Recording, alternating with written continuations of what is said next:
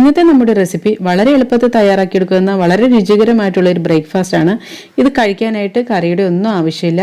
അതുപോലെ നമ്മുടെ വീട്ടിലുള്ള ചേരുവകൾ മാത്രം മതിയാകും ഇത് തയ്യാറാക്കിയെടുക്കാനായിട്ട്. അപ്പോൾ ഇതെങ്ങനെയാണ് തയ്യാറാക്കുന്നതെന്ന് നോക്കാം. അപ്പോൾ അതിന് വേണ്ടിയിട്ട് ഒരു ബൗളിലേക്ക് 1 കപ്പ് ഗോതമ്പ് പൊടി, 1/4 കപ്പ് അരിപ്പൊടി, 1/2 ടീസ്പൂൺ ഉപ്പ്,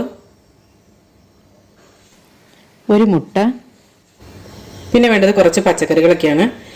ഒരു ചെറിയ ക്യാരറ്റ് ചെറുതായിട്ട് അരിഞ്ഞത്, പിന്നെ ഒരു സവോള ചെറുതായിട്ട് അരിഞ്ഞത്, 2 പച്ചമുളക് അരിഞ്ഞത്, പിന്നെ ഒരു ഇഞ്ചി ചെറുതായിട്ട് അരിഞ്ഞത്, പിന്നെ കുറച്ച് മല്ലിയില. ഈ മല്ലിയിലയ്ക്ക് പകരം കറിവേപ്പില ഉണ്ടെങ്കിൽ കറിവേപ്പില ഇതുപോലെ തന്നെ ചെറുതായിട്ട് അരിഞ്ഞെടുത്താലും മതി കേട്ടോ. പിന്നെ ഇത് കൂടാതെ നിങ്ങൾക്ക് വേറെ പച്ചക്കറികളൊക്കെ വേണമെങ്കിൽ അത് ചേർക്കുമ്പോൾ ഇതുപോലെ ചെറുതായിട്ട് അരിഞ്ഞിട്ട് വേണം ചേർക്കാനായിട്ട് കേട്ടോ.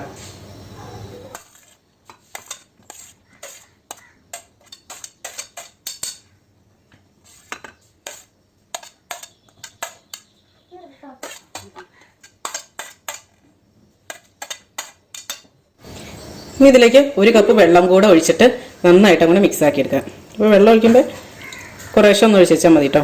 2-3 പ്രാവശ്യമായിട്ട് ഒഴിച്ച് വെച്ചാൽ മതി.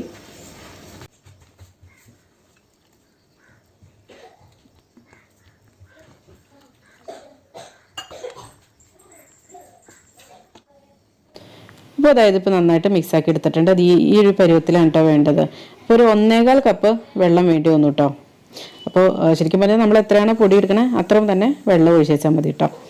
അപ്പോൾ ഇനി ഒരു നോൺ സ്റ്റിക്കിൻ്റെ പാനിലാണ് ഞാനിത് ചുട്ടെടുക്കുന്നത്. അപ്പോൾ അത് ഇത്രയും കട്ടിക്കൊക്കെ പരത്തി വെച്ചാൽ പറ്റും. ഒരുപാട് അങ്ങോട്ട് തിന്നാക്കി പരത്തിയെടുക്കണ്ട.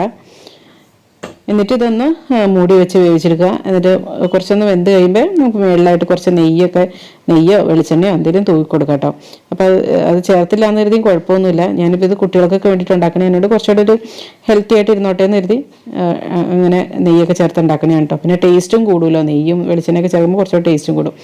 എന്നിട്ട് തിരിച്ചും മറിച്ചിട്ടിട്ട് ഒന്ന് ചുട്ടെടുത്ത് വെച്ചാൽ മതി കേട്ടോ. നല്ല ടേസ്റ്റാണ് കഴിക്കാനായിട്ട്. ഈ മല്ലിയില ചേർക്കുമ്പോഴാണ് കേട്ടോ ഏറ്റവും ടേസ്റ്റ്. മല്ലിയില കുറച്ച് നന്നായിട്ട് ചേർക്കണം തന്നെയാണ് ടേസ്റ്റ്.